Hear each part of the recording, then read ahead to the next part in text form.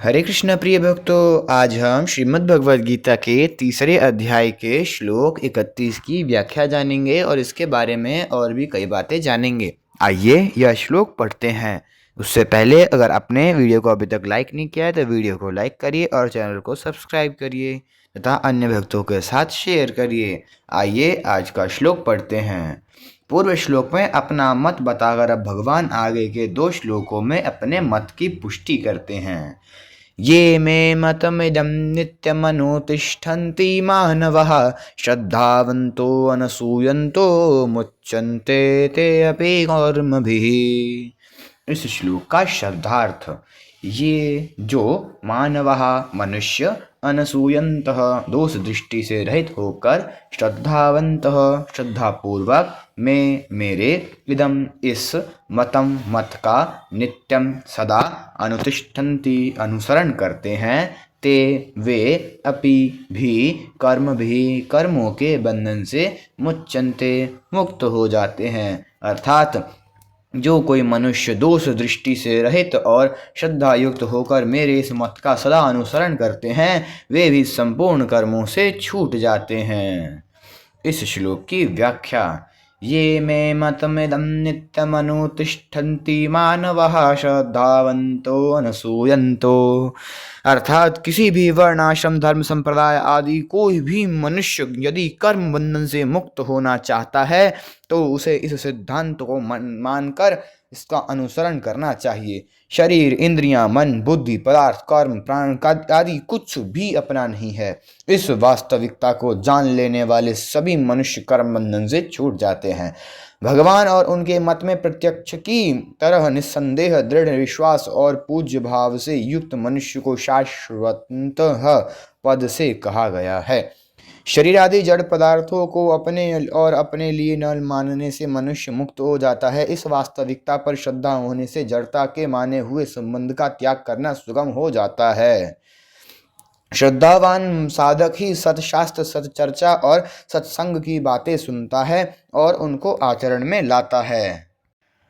मनुष्य शरीर परमात्मा प्राप्ति के लिए ही मिला है, अतः परमात्मा को ही प्राप्त करने की एकमात्र उत्कट अभिलाषा होने पर साधक में श्रद्धा तत्परता संयतेंद्रियता आदि स्वतः आ जाते हैं। अतः साधक को मुख्य रूप से परमात्मा प्राप्ति की अभिलाषा को ही तीव्र बनाना चाहिए।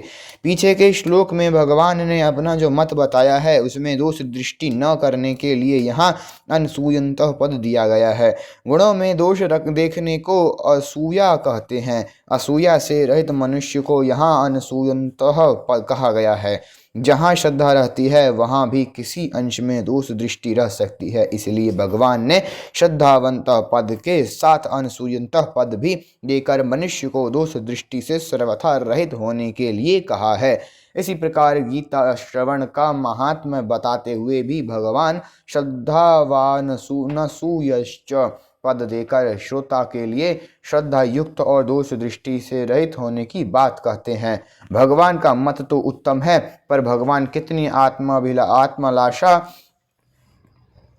अभिमान की बात कहते हैं कि सब कुछ मेरे ही अर्पण कर दो, अथवा यह मत तो अच्छा है पर कर्मों के द्वारा भगवत प्राप्ति कैसे हो सकती है, कर्म तो जड़ और बांधने वाले होते हैं, आदि आदि भाव आना ही भगवान के मत में दोष दृष्टि करना है। साधक को भगवान और उनके मत दोनों में ही दोष दृष्टि नहीं करनी चाहिए। वास्तव में सब कुछ भगवान का ही है, परंतु मनुष्य भूल से भगवान की वस्तुओं को अपनी मानकर बंध जाता है और ममता कामना के वश में होकर दुख पाता रहता है। अतः इस अपनेपन का त्याग करवाकर मनुष्य का उद्धार करने के लिए भगवान अपनी सहज करुणा से सब कुछ अपने अर्पण करने की बात कहते हैं। अतः इस विषय में दोष दृष्टि करना अनुचित है। यह तो भगवान का परम सौहार्द कारुण्य वात्सल्य ही है कि अपने में कोई अपूर्णता और आवश्यकता न होने पर भी केवल मनुष्य के कल्याणार्थ वे समस्त कर्मों को अपने अर्पण करने के लिए कहते हैं। भगवान का मत ही लोक में सिद्धांत कहलाता है। सर्वोपरि सिद्धांत को ही यहाँ मतम पद से कहा गया है। भगवान ने अपनी सहज सरलता एवं निरभिमानता के कारण सर्वोपरि सिद्धांत को मत नाम से कहा है। यह मत या सिद्धांत त्रिकाल में एक जैसा रहता है, अर्थात इसमें कभी कोई परिवर्तन नहीं होता, चाहे कोई श्रद्धा करे या न करे। यहाँ नित्यम पद मतम का विशेषण नहीं, प्रत्युत अनुतिष्ठन्ति पद का ही विशेषण है। कारण कि भगवान नित्य हैं, अतः उनसे संबंधित समस्त वस्तुएं भी नित्य ही है। भगवान का मत भी नित्य है। भगवान का मत सर्वोपरि सिद्धांत है और सिद्धांत वही होता है जो कभी मिटता नहीं। अतः भगवान का मत जो नित्य है ही नहीं है, नित्य है ही, उसका अनुष्ठान नित्य होना चाहिए। इसलिए यहाँ क्रिया विशेषण नित्यम पद देने का तात्पर्य है भगवान के मत पर नित्य निरंतर स्थित रहना तथा इसके अनुसार अनुष्ठान करना। यहाँ एक प्रश्न है, भगवान का मत क्या है और उसका सदा अनुष्ठान कैसे किया जाए? उसका उत्तर है, मिली हुई कोई भी वस्तु अपनी नहीं है, यह भगवान का मत है। शरीर, इंद्रियां, मन, बुद्धि, प्राण, धन, संपत्ति, पदार्थ आदि सब प्रकृति के कार्य हैं और संसार भी प्रकृति का कार्य है। इसलिए इन वस्तुओं की संसार से एकता है तथा परमात्मा का अंश होने से स्वयं की परमात्मा से एकता है। अतः ये वस्तुएं व्यक्तिगत नहीं है, प्रत्युत इनके उपयोग का अधिकार व्यक्तिगत है। इसके सिवाय सद्गुण, सदाचार, त्याग, वैराग्य, दया, क्षमा आदि भी व्यक्तिगत नहीं है, प्रत्युत भगवान के हैं। ये दैवी संपत्ति अर्थात भगवत प्राप्ति की संपत्ति होने से भगवान के ही हैं। यदि ये सद्गुण, सदाचार आदि अपने होते तो इन पर हमारा पूरा अधिकार होता और हमारी संपत्ति के बिना किसी दूसरे को इनकी प्राप्ति न होती। इनको अपना मानने से तो अभिमान ही होता है, जो आसुरी संपत्ति का मूल है।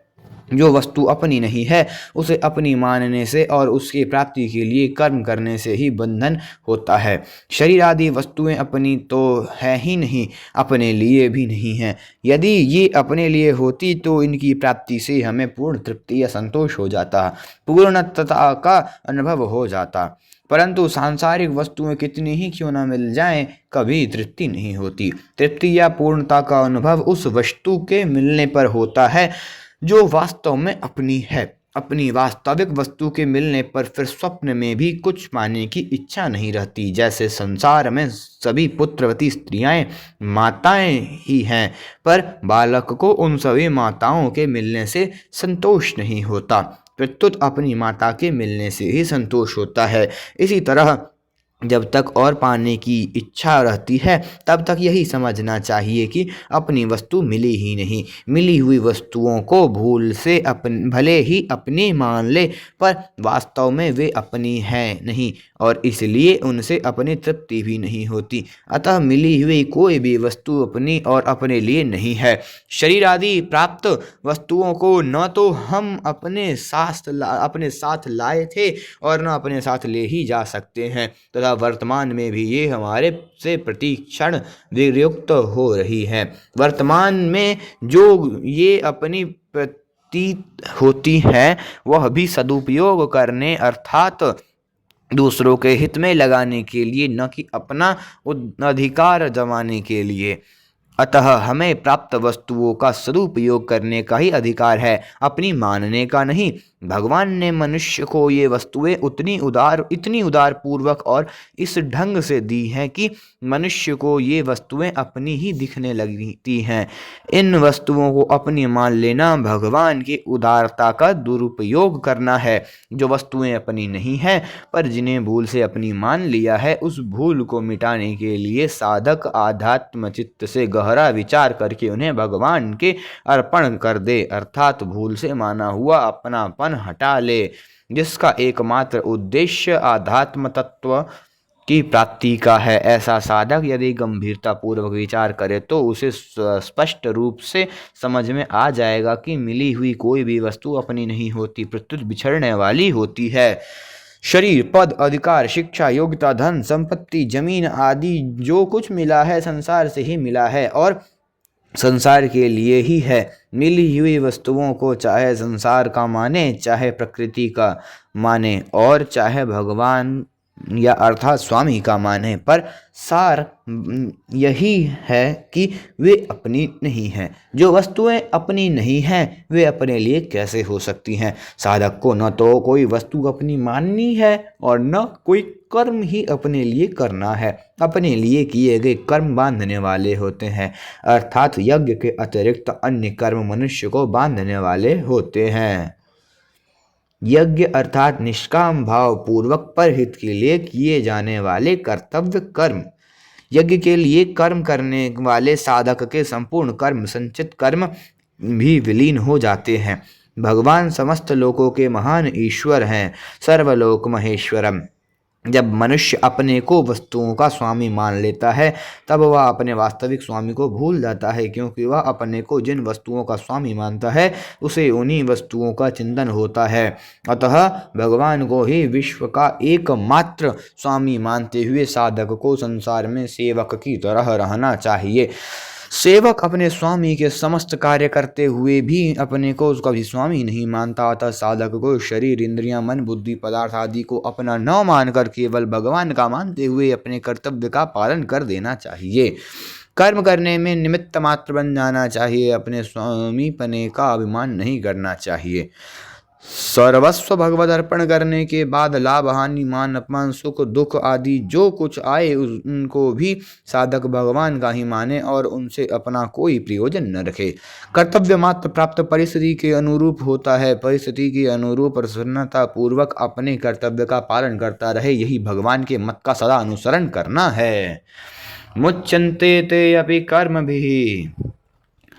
भगवान अर्जुन से मानो यह कहते हैं कि मैं तुम्हें तो सर्वस्व मेरे अर्पण करके कर्तव्य कर्म करने की स्पष्ट आज्ञा दे रहा हूँ, अतः मेरी आज्ञा का पालन करने से तुम्हारे मुक्त होने में कोई संदेह नहीं है। परंतु जिनको मैं इस प्रकार स्पष्ट आज्ञा नहीं देता हूँ वे भी अगर इस मत के अनुसार चलेंगे तो वे भी मुक्त हो जाएंगे, कारण कि यह मत ही ऐसा है कि चाहे मुझे माने या न माने, केवल इस मत का पालन करने से ही मनुष्य मुक्त हो जाता है।